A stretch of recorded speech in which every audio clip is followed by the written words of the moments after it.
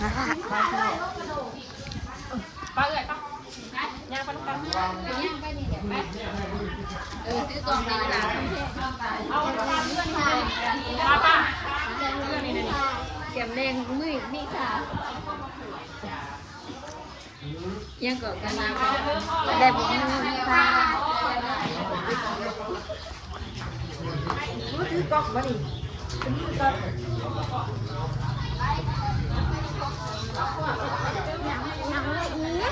นี่คือวันจะค่ะโอ้ย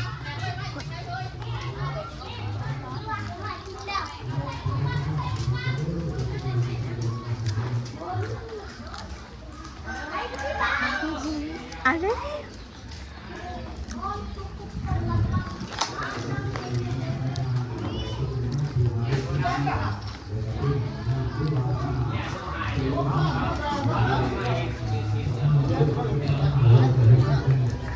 เมื่อก่อนวิธีมาร่วมง่ายๆแบบที่กิจการมาเพื่อและการมาเพื่อกำลังให้ด้วยแน่พี่น้องเข้าคุณวายทุกคนที่ทำที่เล่นนี้พอเห็นที่เจแล้วมันก็ยิ่งที่เจว่าคดีดูกันไม่ควรเป็นแค่ไปย่างไปหรือไปถึงที่ตาหน้าถึงที่เขาเพราะเห็นเจอายุมันก็ยิ่งทุกคนไปกันแล้วไปกันหนักพี่ไปกันหนักนั่นเพื่อนนั่นเพื่อนนั่นล่าหายที่เจร่วมกับการต่อพอเรื่องของข้าพอข้าน้ำตรงสาธุอนุโมทามีเถิด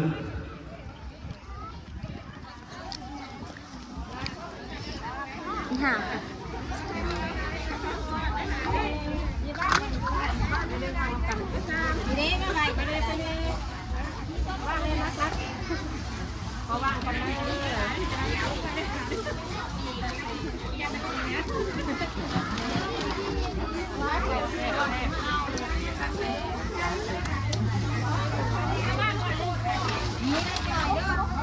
ข้าผมนี่ระยะนี้ก็ได้ทำร้ายไปนอกสมองนอกอันนี้ก็ด้วยคุณของโอเมครูบาอาจารย์แล้วก็พ่อด้วยคุณของตัวเต่าใหญ่อุตุคำพิโอและก็เพื่อว่าจัดการในงานทุกคนเพิ่นการมีคนว่ามีการป้องกันไว้หรือว่าไว้ให้มีคนที่ว่ามันเกิดเจอนอกจากการกระวางพอมีพี่น้องเฮาทุกคนเอาลูกหลานเฮาประชาชนปั้นเยอะฝากเพื่อนที่ว่ามีการกินดื่มอาหารหรือว่าเป็นจุ่มหรือว่าเป็นกระโปงกระป๋องที่ว่าหรือว่าเพื่อนที่ว่าใส่เขาเหนียวบอหรือว่าที่เป็นตัวมีหรือว่าเลยกาขอให้พี่น้องลูกหลานเฮาบ่ให้ทิ้งสร้างสายเด้อเอาไปกินนั่นนี่มันกองขยะเด้อมันกินข้าวหุ่นข้าวเรื่องเจ้าหน้าที่ของต้นยายุ่งที่น้องจะอยู่ทุกคนแต่ที่นี่การมาง่ายมากนะเป็นทางที่แท้เราจะทำเป็นว่าเอาขามานั่งเนาะเดี๋ยวตั้งเพื่อว่าผมจะเอาขามาเสียบพัดกับข้าวไว้นี่เนาะพัดไว้อยู่ในร้านเราทุกคนตรงนี้ก็ทำที่สองนักการเมืองมาเรื่องนี้ทำนี้มีความมุ่งมั่นทันทีกับพวกมันจะคือของคนที่คือมาหรือไม่ได้นี้ถามว่าไม่คิดกันอย่างเราเอาครับโอ้ทุกคนก็ไปทำอยู่บ้านแต่ละเรื่องที่การบริการเขาจะกินติดตัวเนาะเป็นการจังหวะของพี่น้องเขาคนลายดิสำหรับในห้องน้ำในวัดนี้เป็นพิธีวาครับ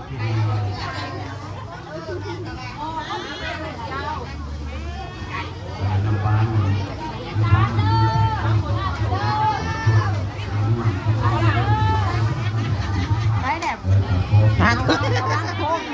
บางกองนะ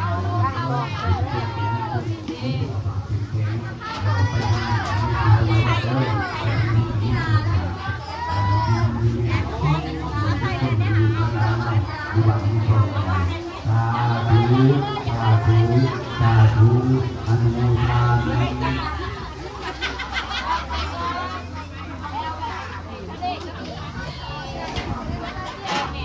เด้อ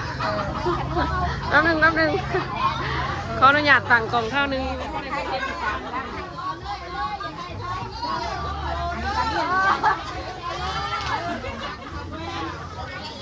อันนี้คือเรื่อง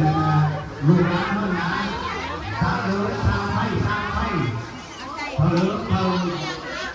ลูกล่อเท่าลูกก็ได้เท่าเรือก็ได้ฉันว่า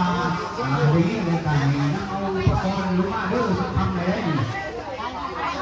ลูกเข้าร้านเล่าหรือว่ายืนบังเล่าถึงทุกอย่างมีคนสบายมีคนเพียงเพื่อนนั่งหรือว่ามีคนสบายเป็นสถานที่ที่โบราณไปของเพื่อนเนาะเป็นสบายโอ้เพื่อนเลย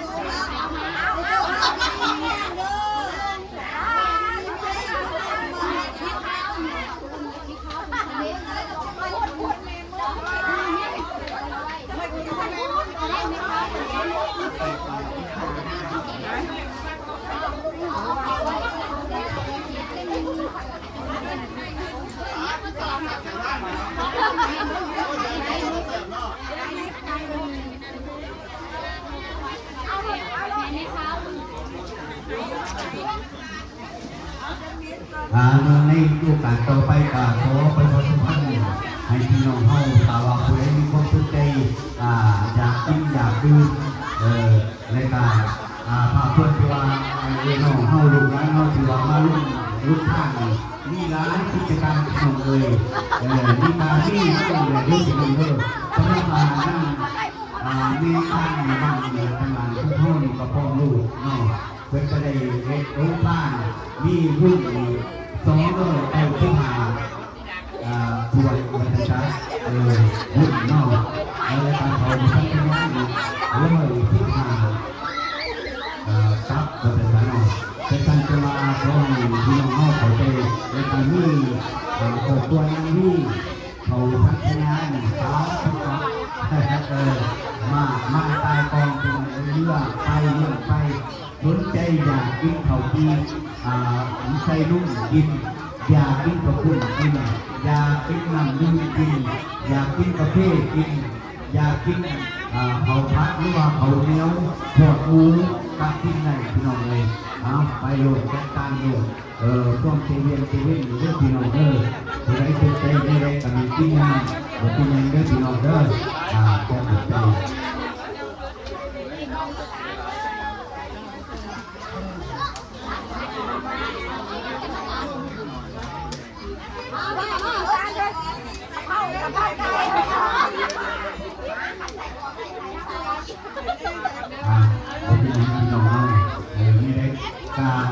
อีกทีนึงพี่น้องก็จะทำบ้านให้เท่าเลือกอย่างนี้อยู่บนนอกเท่าเลือกหรือว่าเท่าลูกก็ได้นอกจัดการลูกหลานเท่ามาดึงสายไฟเล่นในพี่น้องเท่าลูกข้างเท่าจะมีนั่นมีดอกไฟพอดอกเป็นสัจวาให้น้องลูกหลานเขามาพวกในงานกิจการก็ดีมาดึงมาติดทำเด้อลูกเด้อคนสัตว์เลย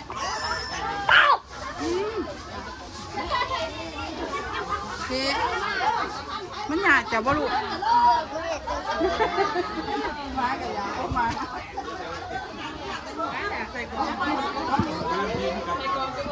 ดีกาดูในทุ่งเดินพี่น้องทำการยุทธแล้วทั้งคนในตัวการพอเป็นนะครับยังมีสถานที่การทุกๆเนาะ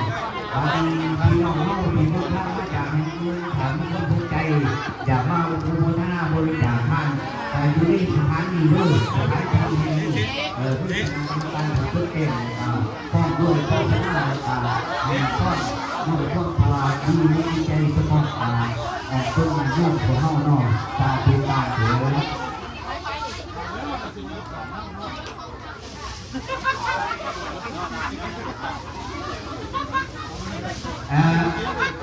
เพราะประชาชนเกิดกันไอ้น้องต้องการให้รู้ว่าเขาแล้วก็นั่งถึงไปดูพะโล้พะโล้ไม่ว่าพะโล้จะให้ที่ต่อพระพันยันเสียงบุรุษผู้มั่งยอหอดเนาะเป็นการจะวางให้ไปผู้พันคนจะวางน้ำเอาเงินที่ว่าต่อไปอยู่ในมันทำได้ขอกำลังเลย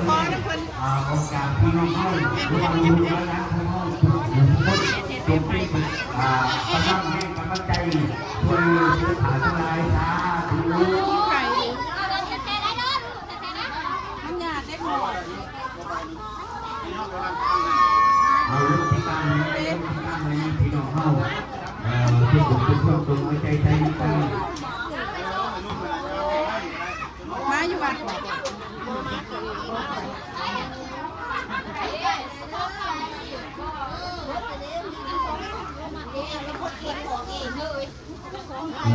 ู่ใช้การได้เด้อตามภาวะผู้ใช้ของพวกประชาชนที่น้องสงในการมีลูกหลานที่น้องสงความใจจะอยู่ทำไมจะอยู่ในยืนวางนั้น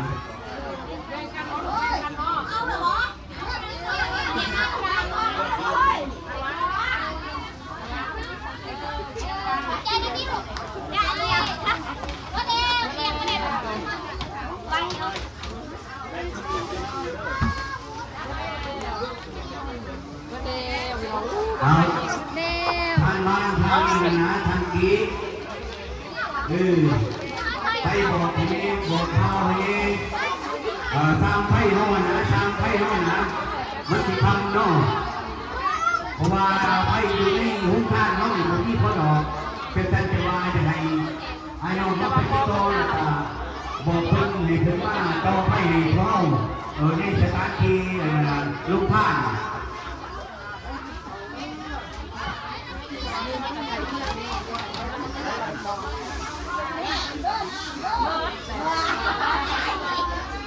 เรียกวันมุอะไรเรียกนั่นนี่เนาะ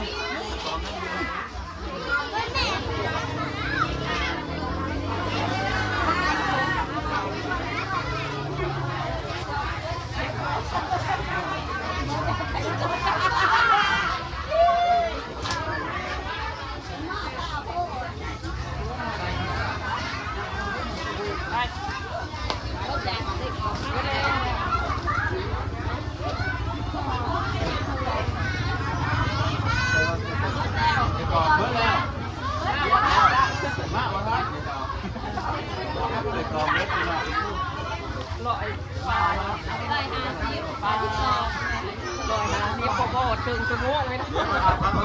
ประมาณ10 นาทีเพิ่นจะลอยไปอย่างแน่กระดาษนองที่ว่ามาดูเวิร์ดแล้วผู้ท่านผู้ใหญ่มาจากกองที่มีคนที่ว่ามีเท้าในการหาเบิดไว้ขนาดพี่น้องเพิ่นมากินดีๆเนาะจะลายโอกาสหน้าเฮ็ดได้หลายพี่น้องจัก400-500ก่อนนี่จักสิพ่อคนถอดเบิดมือโลดเนาะไปทำการด้วยความว่าคนใจจะเป็นขอบคุณนี่จะเป็นขอบคุณหรือว่าเขาเลี้ยวพอดหมูไม่ออกไม่ข้าวท่านน่ะมาเขาสักนาพี่น้องเรื่องนี้เป็นข้าวจีเนาะนี่ตามกันไปหมดเนาะกินตัวนี้เลยกินเขาที่กินเขาที่กินเขากุ้งกินเขากุ้งแต่มาเอาน้ำยูกินอีกอีมาดีทางร้านก็เป็นประเพณีบนรถยูอันน่ะมันนี่ใครนี่รถพี่น้องเลยเป็นเขากำใจของตัวพนาพระท่านที่ว่าลูกท่านให้เกลูกร้านบางห้องหรือว่าพี่น้องเข้าถึงด้วยกันขอบใจมาร่วมในงานทุกคน สู่ทุกคนตาดูการเถิด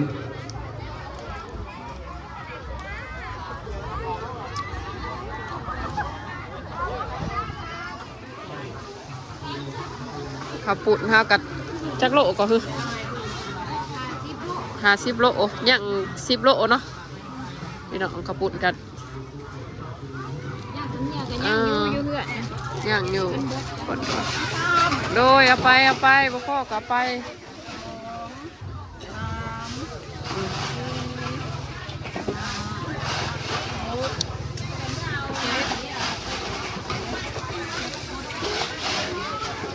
เพิ่นเอาไปยายให้ผู้เฒ่าผู้เพิ่นนั่งอยู่ในเนาะพี่น้องบางคนแบบเพิ่นบ่ได้ลงมาหรอกสินะเอาสิอุกแล้วก็ไปยายไปแจกจ่ายนำเอาเด้อผัดกะเพรา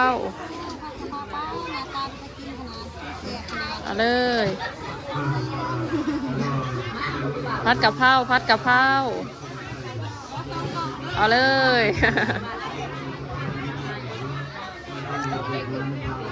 น้ำเด้อใครอยากกินน้ำซื่อๆน้ำเปล่าๆเอาเลย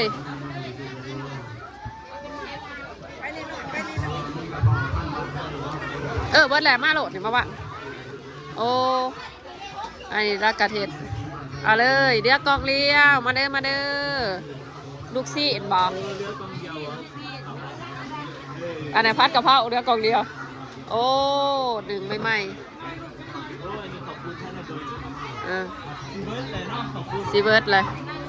ใส่ทงน้ำ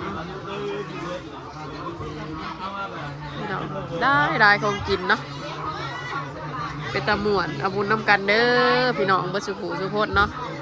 โมทนาอาบุญน้ำกันพี่น้องอยู่ดีมีแห้งสุขมาทำด้วยเก่าๆเด้อมันนี้เป็นมือที่มีความสุขแห้งอาบุญน้ำกันพี่น้องบัสุขุสุโพธเนาะมวนพี่น้องแป๊บเดียวเมื่อเราว่าพักกะเพราบางอย่างเมื่อแล้วเดี๋ยวกล่องสุดท้ายเดี๋ยวจะขอผลมาผลเนี่ยมาเมื่อแล้วลูกซีดเมื่อเราบอกเนี่ยขันกับฝุ่นให้เรือลายกับเอาลงมาดีกว่ามันเสียดีตักมาหมอน้อยหมอแกงใหญ่หนึ่งค่ะนะซ้ำจะถือได้เนี่ยเมื่อแล้วแซนด์วิชเลยแซนด์วิชขายดีขนาดพี่น้องวิชขายดีแท้คนมากินเนาะหยาดกันยูเนียคนพวมมา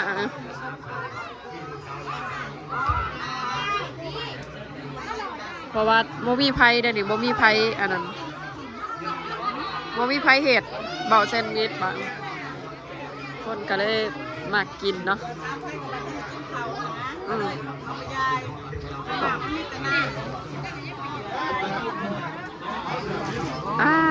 หนุกสิกันคนมาถาคิวเอา